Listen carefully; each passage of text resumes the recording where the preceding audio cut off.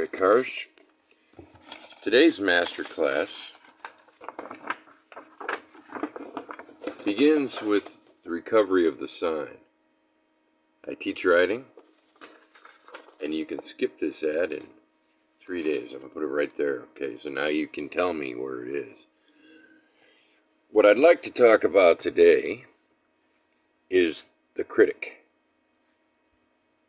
The relationship between the critic and the writer, I don't know. I'll just talk about the critic. And cliche. Can you judge a book by its cover? God, I hope not. Look at this. Is that not the worst fucking cover you've ever seen? I've had to, I'm plowing through this book, which I don't like very much. But I'm plowing through it so I can get rid of this cover. I will, when I'm done with this book, out of respect for the author, I will keep the book until someone wants it from me or whatever. But I will show you. But what the hell? Why wait? God damn. You can't judge a book by its cover. Okay. Jesus, look at it. Better already. It's falling apart now, but we'll keep the rest. I'll don't trust me. I'll tape it. I'm reading Richard Powers because one of the most prominent critics of literature in the United States is Stephen Moore, and I was reading a book of his criticism, and he likes Richard Powers a lot. And he said in a review of this book that it may be his best. I don't like it. I don't like it at all. He writes in too many incomplete sentences. I never did like that. That could just be a matter of taste. And also it has as its territory, in part, the world of virtual reality, which is something I have absolutely no interest in. So, now as a reader, I get to go online and give this book a rating. And I'll give it a 5 out of 5 stars. Why? Well, because I trust Stephen Moore more than I trust myself. And my distaste for this book does not change the fact that Richard Powers is extremely good with words and is concerned with very expansive ideas. And so it's not his fault that he's writing about shit that I'm not interested in. And the parts that I am interested in, there's another, there are two things going on in the book, the virtual reality part. And then there's a guy in the Middle East who's been a U.S. teacher who's been kidnapped by an Islamic group. That part would be interesting to me, but it's just not enough to make up for the other 70% of the book so far, which is the virtual reality part. But what I want to say is that,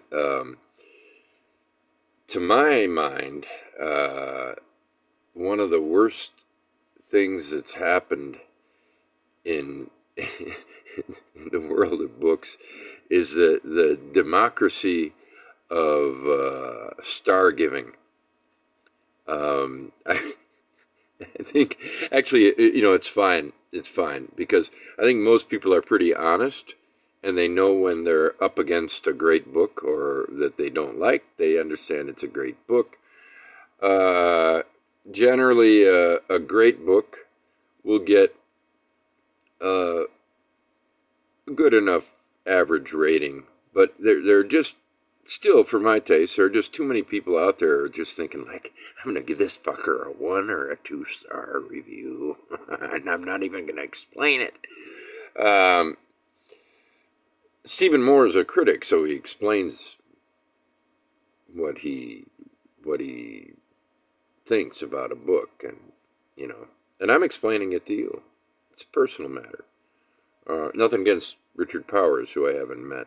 Nothing against this. God, the back cover, look, it's got a little reproduction of the front. Never do that. Never do that. Because if the front's bad, the back's going to be bad. Okay. Now there is a book. Well, okay, now we don't, it would be better if the first page was all white. Look at the back. Isn't that beautiful? It's beautiful. Now that is a book I can read and love, no matter what's in it. I love that. I think I'm gonna have a. Has anybody ever written the white book? I know a lot of people write the black book. I think Lawrence Durrell wrote one. I think who's that Turkish writer? Did he win a Nobel Prize yet? I think he did. Anyway, God damn. I got nothing to say about criticism. There are critics that can make or break a writer. But I'm just going to give you my view of it as a writer. I don't think that critics should be ungenerous. I don't think they should lie. Actually, I do think they should lie. They should always lie by 1 star, let's say. Just to give us poor writers a break. If I write a 2-star book, give me 3. I mean, what's it hurt you? What's it hurt you? Nothing. It doesn't cost you a fucking thing. Just give me that extra star. Anyway, so don't worry about the critics. Just write your books. But the covers, do not let covers like that. How could a guy like Richard Powers? I first heard of him when he wrote the Goldbug Variations, which was highly acclaimed, and which is probably the book I should have started with. And I am going to read another Richard Powers because I trust a generous critic, which Stephen Moore is. He generally, I think if he doesn't like something, he probably knows ahead of time and doesn't review it, or when he does review a book, he doesn't rip it to shreds. I don't know.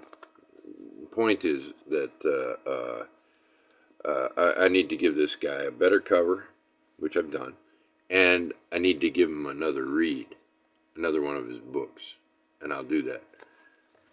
This is the master's class in how to improve the cover of a book. Thank you. I hope you've learned a little something today, and I hope we've all grown a day older.